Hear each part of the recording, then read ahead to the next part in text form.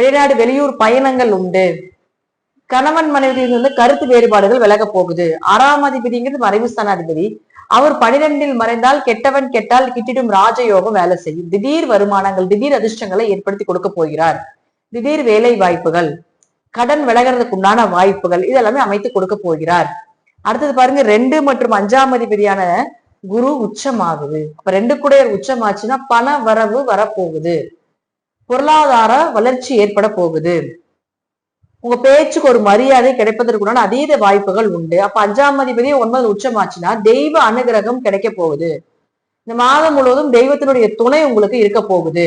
5, 9 தொடர்பு அப்படின்னாலே முழுக்க முழுக்க குல தெய்வத்தினுடைய அனுகிரகமும் குடும்ப ஒற்றுமையும் பெருக போகுது.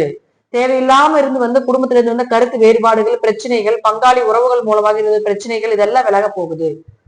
அப்ப குரு உச்சமானாலும் கூட இந்த 5ஆம் இடத்துல இருக்கக்கூடிய சனியை பாக்குது.